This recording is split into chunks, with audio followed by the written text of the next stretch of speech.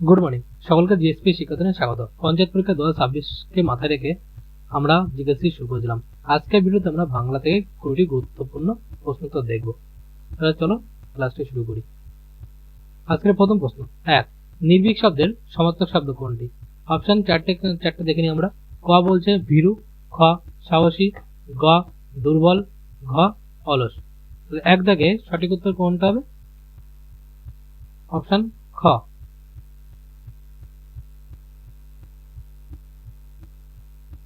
কেমন? তাহলে নির্ভীক শব্দের সমার্থক শব্দ কি বলছে? সাহসী।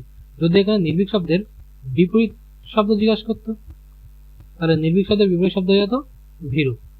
তাহলে নির্ভীক শব্দের আরো দু একটা সমার্থক শব্দ দিতেই পারে। বীর আছে, দুঃসাহসী আছে। তাহলে নির্ভীক শব্দের সমার্থক শব্দ হচ্ছে সাহসী। এছাড়া কি হয়? বীর, দুঃসাহসী, এগুলো সবই নির্ভীকের সমার্থক শব্দ। আর নির্ভীকের বিপরীত শব্দ কি হবে? ভীরু।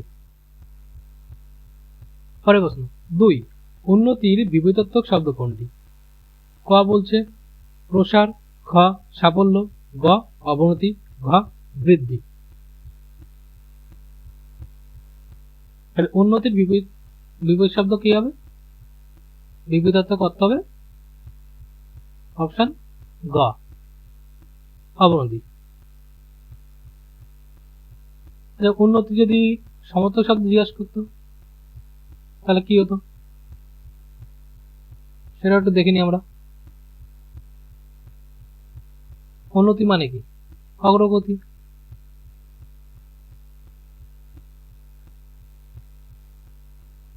আর এখানে উন্নতির বিপরীত শব্দ কি? অবনতি। তাহলে অবনতির অর্থ কি? অধঃপতন বলতে পারি।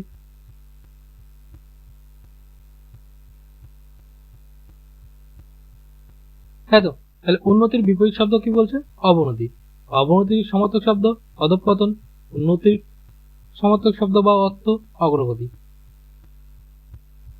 পরের প্রশ্ন 3 দাগ, যার মৃত্যু নেই এক কথায় প্রকাশ কি হবে? দেখো, আগেরটা অর্থ ছিল বিপরীত শব্দ ছিল, এটা কি বলছে? এক কথায় প্রকাশ দিয়েছে। যে কোনো পরীক্ষায় যদি ব্যাকরণ থেকে কোশ্চেন দেয় এক কথায় প্রকাশ দেবেই। তাহলে অপশন কি বলছে? ক বলছে অমর, খ দীর্ঘজীবী, গ দেবতা, ঘ জীবিত। 3 দাগের সঠিক উত্তরটি কোনটা হবে? যার মৃত্যু নেই তাকে কি বলে? সে হলো অমর। কেমন? খ দাগে অপশনে বলছে দীর্ঘজীবী। দীর্ঘজীবী কারা হয়? যে অনেকদিন ধরে বেঁচে থাকে কিন্তু তার মৃত্যু আছে। তাহলে দেখো, যার মৃত্যু নেই সে অমর, আর যে অনেকদিন ধরে বাঁচে কিন্তু তার কোনো একটা টাইমে সে মারা যায় তাকে বলছে দীর্ঘজীবী। এই দুটোর মধ্যে সামান্য একটু পার্থক্য আছে, এটা মাথায় রাখতে হবে। 3 দাগের সঠিক উত্তর কোনটা হবে? অপশন ক। 4 দাগ, আকাশ কুসুম বাগধারার অর্থ কি? এটাও একটা গুরুত্বপূর্ণ একটা চ্যাপ্টার। বাগধারা থেকেও কিন্তু কোশ্চেন দেয়। তাহলে কি বলছে? আকাশ কুসুম বাগধারার অর্থ কি? ক বলছে সুন্দর ফুল, খ অসম্ভব কল্পনা, গ আকাশের মেঘ, ঘ স্বপ্ন। তাহলে 4 দাগে সঠিক উত্তর কি হবে? আকাশ কুসুমের বাগধারা। আকাশ কুসুম মানে অসম্ভব কল্পনা।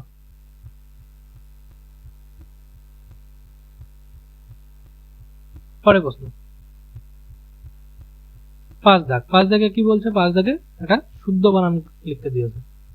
4টে অপশন রয়েছে, তার মধ্যে কোনটা সঠিক বানান হবে? বৈশিষ্ট্য 4টে বানান দিয়েছে, কোন বানানটা সঠিক। তাহলে 5 দাগে সঠিক উত্তর কোনটা হবে? অপশন ক নম্বরটা, এটাই হচ্ছে সঠিক উত্তর। তাহলে দেখো, ব্যাকরণ এই পর্যন্ত কি দিল? বিপরীত শব্দ দিল, সমার্থক শব্দ দিল, শুদ্ধ বানান দিল, বাগধারা দিল, এক কথায় প্রকাশ দিল। প্রত্যেকটা চ্যাপ্টারে কিন্তু আছে। এবার যে কোনো কিছু অনুশীলনী করার আগে আমাদের চ্যাপ্টারটা খুব ভালো করে পড়তে হয়। যদি তোমরা ডেসক্রাইবে যদি ভিডিও চাও অবশ্যই কমেন্ট করো, তাহলে আমি ডেসক্রাইবে চ্যাপ্টার ওয়াইজ জানবো। বাগধারার একটা চ্যাপ্টার, সমাস, কারক, প্রত্যেকটা চ্যাপ্টার ওয়াইজ আসবো, অবশ্যই কমেন্টে জানাবে।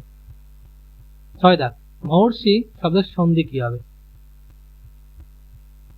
দেখো, কতে বলছে মহাযোগ ঋষি, খ খতে বলছে মহ, মহ যোগ ঋষি, গতে বলছে মহ যোগ ঋষি, ঘতে বলছে মহর যোগ সি। দেখো এখানে একটু বানানো একটু ভুল আছে, সঠিক উত্তরটি হবে খ দাগটা, এখানে মহৎ, কেমন?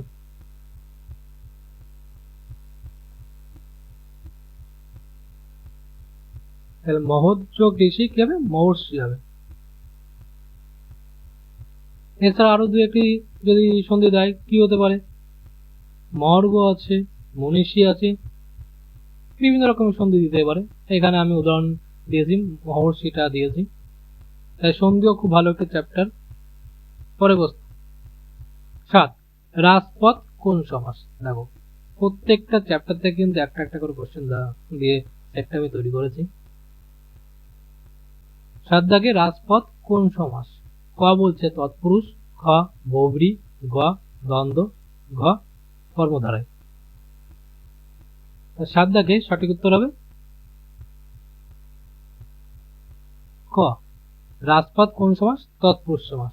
তাহলে রাজপথে যদি আমি ব্যাস বাক্য করি তাহলে কি হবে?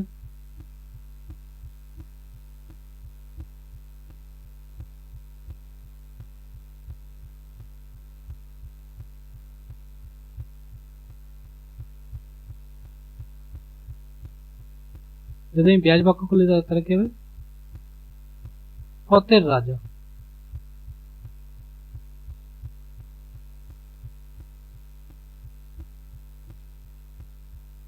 এটা কোন তৎপুরুষ? মূলত এটা ষষ্ঠী তৎপুরুষ হয়।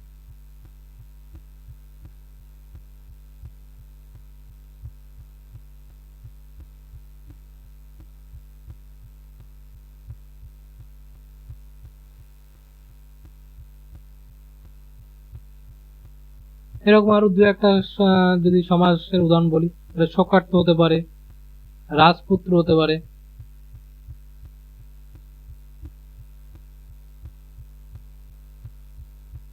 পরে প্রশ্ন 8, কলম দিয়ে লিখি, কলম দিয়ে কোন কারক?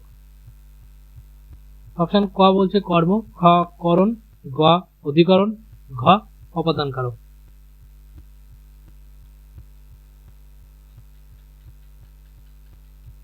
আট দাগের সঠিক উত্তর হবে খ করণ কারক। তাহলে কলম দিয়ে লিখি, এখানে কলম বলছে কোন কারক? তাহলে কিসের, যদি আমি ক্রিয়াকে যদি প্রশ্ন করি কি দিয়ে বা কিসের দ্বারা, তাহলে উত্তরটা আমি পাচ্ছি তো। তাহলে দেখো করণ কারক আমরা কি দেখে বুঝতে পারি? দিয়া, দ্বারা। মূলত আমরা এই দুটো শব্দ দিয়ে আমরা প্রশ্ন করে উত্তর যদি পাই, সেক্ষেত্রে আমরা তাকে করণ কারক বলে থাকি। আমাদের বোঝার সুবিধার্থে আমি জাস্ট বললাম যে আমরা কি করব, বাক্যটাকে প্রশ্ন করব দিয়া বা দ্বারা দিয়ে। আমরা কিসের দ্বারা লিখছি বা কি দিয়ে লিখি? আমরা কলম দিয়ে লিখি।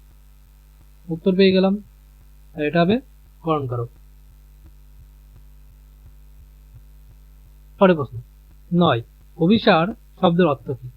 ক বলছে বিচ্ছেদ, খ মিলনের উদ্দেশ্যে গমন, গ প্রত্যাবর্তন, ঘ নির্বাসন। তাহলে অভিসার শব্দের অর্থ কি? অভিসার শব্দের অর্থ হলো অপশন খ মিলনের উদ্দেশ্যে গমন।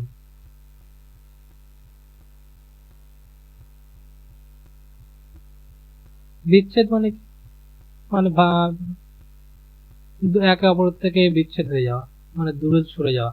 মিলনের উদ্দেশ্যে গমন, প্রিয় মানুষের উদ্দেশ্যে যে গমনটা হয় সেটা হচ্ছে মিলনের উদ্দেশ্যে গমন। প্রত্যাবর্তন, আবার ফিরে আসা। নির্বাসন মানে নির্বাসনে যাওয়া। 9 দাগের সঠিক উত্তর হবে অপশন খ মিলনের উদ্দেশ্যে গমন। 10, নিগুড় এর বিপরীতার্থক শব্দ কোনটি? এটা খুব ভালো একটি প্রশ্ন। খ বলছে গোপন, খ দুর্বোধ্য, গ প্রকাশ্য, ঘ গভীর। 10 দাগের সঠিক উত্তর হবে গ।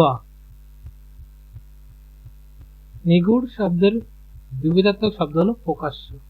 যদি এর অর্থ দিত, নিগুড়ের সমার্থক শব্দ, বিপরীত শব্দ, এটা হলো অর্থ। কেমন? আর বিপরীত শব্দ, বিপরীতার্থক অর্থ কি? প্রকাশ্য।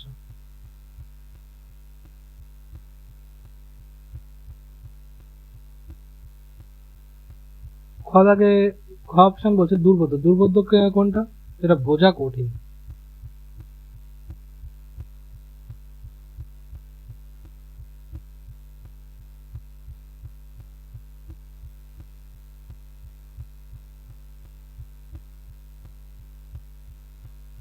পরে প্রশ্ন 11, যে উপকারের প্রতিদান দেয় না। এটাও দেখো আর একটা এক কথায় প্রকাশ দিয়েছে, যে উপকারের প্রতিদান দেয় না তাকে কি বলে? অপশন ক বলছে কৃতজ্ঞ, খ অকৃতজ্ঞ, গ উদার, ঘ স্বার্থপর। তার যে উপকারের প্রতিদান দেয় না তাকে কি বলা হয়? অকৃতজ্ঞ বলে। 11 থেকে সঠিক উত্তর হবে অপশন খ। দেখো আমরা সাধারণত কথা অনেক সময় কথার মধ্যেও বলি, যে উপকারের প্রতিদান দেয় না, বলি না যে তুই খুব অকৃতজ্ঞ, মানে কি? যে সে উপকারের প্রতিদান দেয় না, মানে তুমি তার উপকার করলে তার কোনো প্রতিদান তুমি পাবে না তার থেকে। তাহলে কৃতজ্ঞকে? যে প্রতিদানে, যে উপকারে প্রতিদান দেয়। উদার, পরের অপশন কি বলছে? উদার। আর তারপর স্বার্থপর। স্বার্থপর আমরা জানি, উদারও জানি। তাহলে 11 থেকে সঠিক উত্তর হবে অপশন খ। 12, গুড়ে বালি বাগধারার অর্থ কি? এটা খুব একটা ভালো প্রশ্ন, প্রায় সময় আমরা কথার মধ্যে বলি যে গুড়ে বালি। অপশন 4টে কি বলছে আমরা দেখি। ক বলছে কাজে বাধা, খ প্রচুর লাভ, ক মিষ্টি ব্যবহার, ঘ দুঃখ। তাহলে 12 দাগের সঠিক উত্তর কোনটা হবে? অপশন ক কাজে বাধা। ঘুরে বালি, অনেক সময় বলি না আমরা কোনো কিছু পরিকল্পনা করছি, সেটা হঠাৎ করে ভেস্তে গেল, বা কোনো আশা করেছি সেটা ভেস্তে গেল। ধরো তুমি মনে করলে কালকে তুমি এই সেটটা তুমি কমপ্লিট করবে, কিন্তু কোনো না কোনো কারণে তুমি বই পড়তে বসতে পারলে না, কি হলো? তোমার কাজের মধ্যে ঘুরে বালি আসলো, মানে তোমার একটা যে পরিকল্পনা করলে সেটা ভেস্তে গেছে। তাহলে ঘুরে বালি বাগধারার অর্থ কি? কাজে বাধা।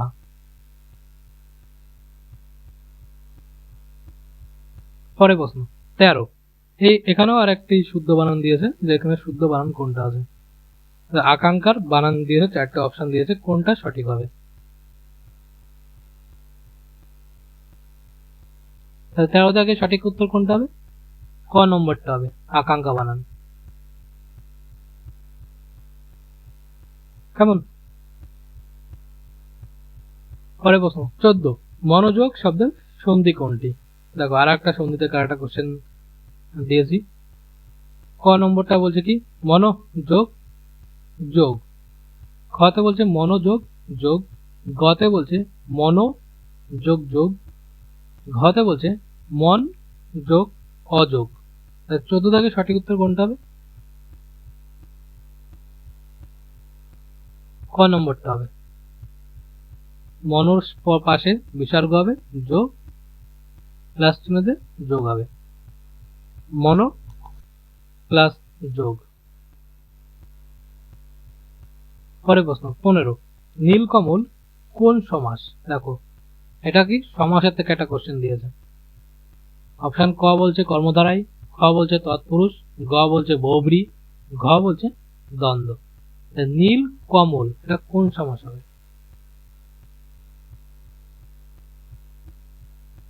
সবার আগে আমরা ব্যাস বাক্যটা করি। নীল কমল, তাই তো?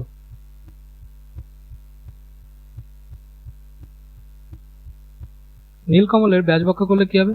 যে কমল নীল,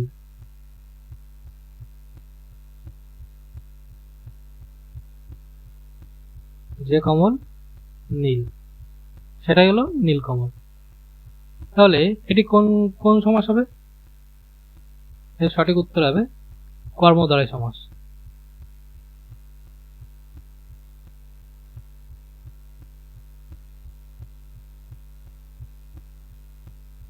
তাহলে এখানে বহুব্রীহি আছে, বহুব্রীহির একটা উদাহরণ দেখি কি হতে পারে। নীলকণ্ঠ হতে পারে বহুব্রীহির একটা উদাহরণ। এটা ব্যাস বাক্য কি হবে? যার কণ্ঠ নীল।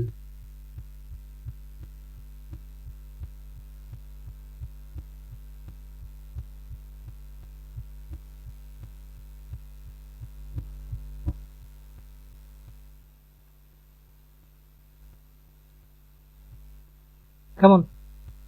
দেখো আমার আজকের সেটে কিন্তু সন্ধি থেকে, এক কথায়, বাগধারা, সমাস, কারক সব জায়গা থেকে কিন্তু কোশ্চেন দেওয়া আছে। এরকমই ভিডিও পেতে অবশ্যই আমাকে একটু চ্যানেল ফলো করে দিও, কারণ তোমাদের একটা ফলো আমাকে ভিডিও বানাতে আরো উৎসাহিত করে। পরের প্রশ্ন 16, যে বন্ধুকে বই দিল, সে বন্ধুকে বই দিল, বন্ধুকে এটা কোন কারক? অপশন ক বলছে কর্ম, খ সম্প্রদান, গ অপাদান, ঘ অধিকরণ। তাহলে সে বন্ধুকে বই দিল, তাহলে বন্ধুকে কোন কারক? বন্ধুর নিচে দাগ আছে, বন্ধুকে এটা কোন কারক? দেখো কারক, এটা কারক থেকে যে কোনো পরীক্ষায় কোশ্চেন দেয়, এখানে শুধুমাত্র কোশ্চেন অ্যান্সার, তাই বেশি কিছু বললে টাইম বেশি লেগে যাবে। এটা চ্যাপ্টার ওয়াইজ যখনই আমরা করব তখন আরো ভালো করে জানতে পারবো কারক কাকে বলে, কারক কি দেখে আমরা বুঝতে পারবো যে কোন কারক, কি করে কোনটাকে প্রশ্ন করব, কি ভাবে করব। তাহলে বন্ধুকে এটা কোন কারক হবে? তাই 16 থেকে সঠিক উত্তর হবে সম্প্রদান কারক। কেমন? দেখো এখানে একজনকে সম্প্রদান করছে, যে কাকে বই দিল, বন্ধুকে বই দিল। এটা অনেক সময় কর্মর সাথে কিন্তু গুলিয়ে ফেলে, অনেক সময় কি বা কাকে দিয়ে প্রশ্ন করলে। কেমন? কিন্তু এখানে কিন্তু এই বন্ধুকে একজনকে সম্বোধন করছে, এটা কিন্তু সম্বোধন কারক হবে। মানে যাকে কিছু দেওয়া হয় তাকে সেটা কিন্তু সম্বোধন কারক হয়।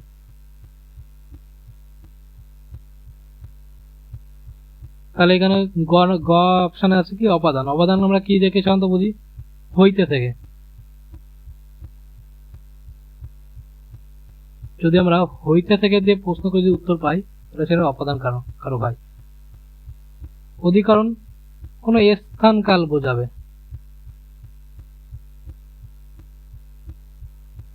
কোন স্থান বোঝাবে, কাল বোঝাবে, মানে সময়। কেমন? আর কর্ম কি, কি বা কাকে দে।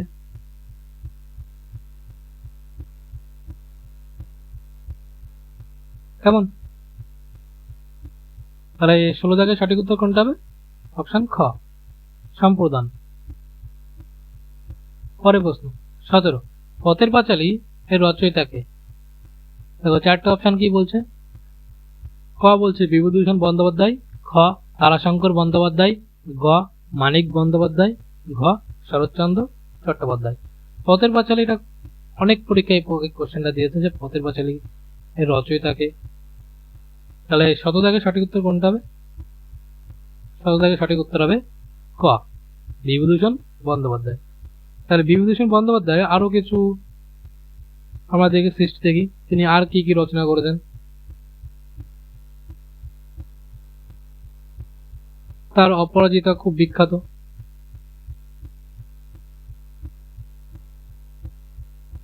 এছাড়া তিনি কি লিখেছেন? আরণ্যক লিখেছেন,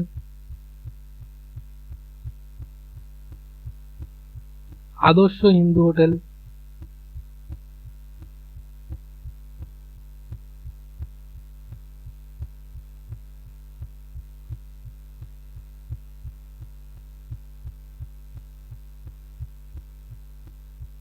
এছাড়া তার আরো একটি বিখ্যাত রচনা হচ্ছে ইসামতি। খ 2 নম্বর অপশন কি বলছে? তারাশঙ্কর বন্দ্যোপাধ্যায়। তারাশঙ্কর বন্দ্যোপাধ্যায় কি রচনা করেছেন এটা আমরা একটা জেনে রাখি। তার বিখ্যাত একটি রচনা হলো হাসুলি বাকের উপকথা।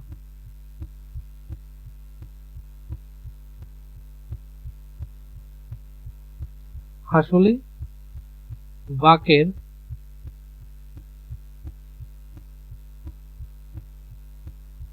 উপকথা।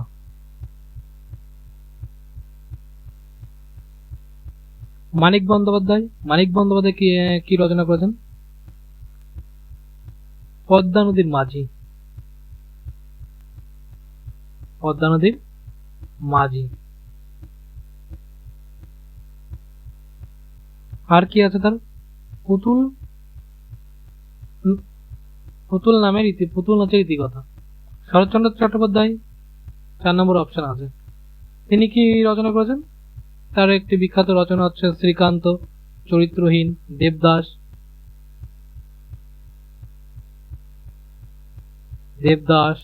চরিত্রহীন।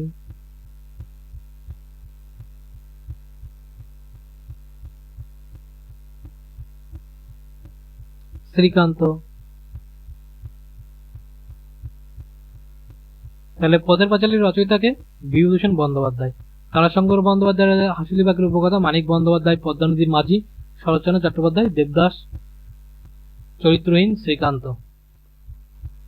পরের প্রশ্ন 18, অমোঘ শব্দের অর্থ কি? অপশন ক বলছে ব্যর্থ, খ অব্যর্থ, গ অনিশ্চিত, ঘ দুর্বল। তাহলে 18 থেকে সঠিক উত্তর হবে খ অব্যর্থ। মানে কি? যে ব্যর্থ, কোনো কাজে ব্যর্থ হয় না বা সে ব্যর্থ হয়েছে তাকে অমোঘ বলে। তাহলে অমোঘের যদি বিপরীত অর্থ জিজ্ঞাসা করে তাহলে যাবে কিন্তু ব্যর্থ হবে কিন্তু। আর অমোঘের অর্থ বললে অব্যর্থ। তাহলে অমোঘ শব্দের অর্থ হলো অব্যর্থ। যদি ওর বিপরীত শব্দ জিজ্ঞাসা করতো তাহলে ব্যর্থ হতো।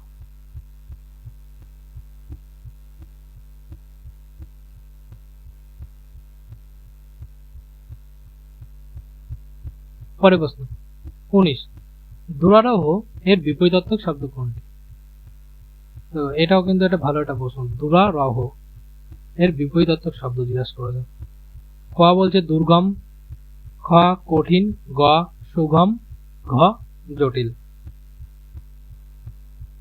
তাহলে দুরারোহ এর বিপরীতার্থক শব্দ কি হবে? এর সঠিক উত্তর হয়ে যাবে অপশন গ সুগম। সুগম মানে কি? সুগম মানে হচ্ছে সহজে যাওয়া যায়, সেটা হচ্ছে সুগম। কঠিন, যেটা কাজ করতে মানে অসুবিধা হয় সেটাই কঠিন।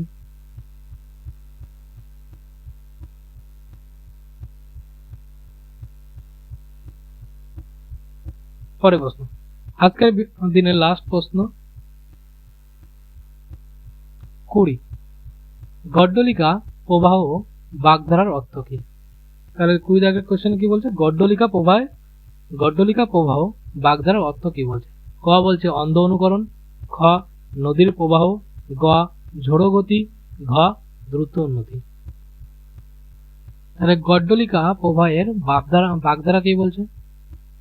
সঠিক উত্তর হয়ে যাবে অপশন ক অন্ধ অনুকরণ। তাহলে অন্ধ অনুকরণকে কি বলছে? গড্ডলিকা প্রবাহ।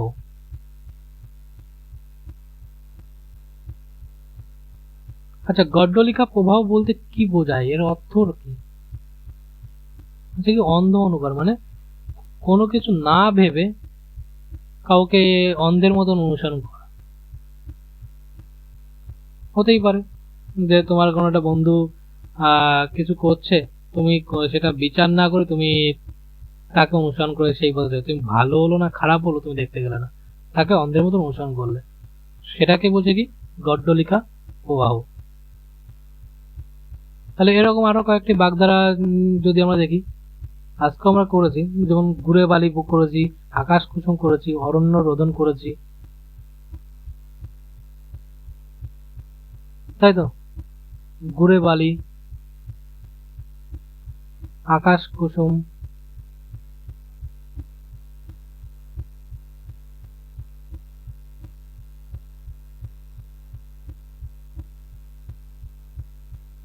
অরণ্যের রোদন।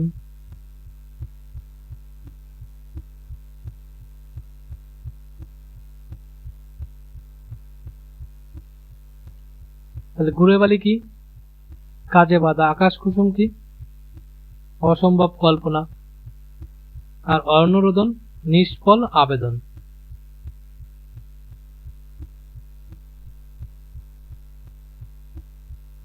নিষ্ফল আবেদন।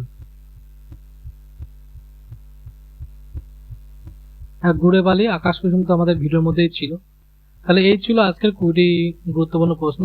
যদি ভিডিওটি তোমাদের ভালো লেগে থাকে তাহলে অবশ্যই বন্ধুদের শেয়ার করে দিও এবং লাইক করে দিও। তোমাদের একটা লাইক বা একটা ফলো আমাকে পরবর্তী ভিডিও বানাতে উৎসাহিত করে। যদি তোমরা লাইক শেয়ার নাই করো তাহলে তো আমি তো উৎসাহ পাবো কি করে। তাই জলদি জলদি করে ফলো করে দিও। দেখা হচ্ছে পরবর্তী ভিডিওতে।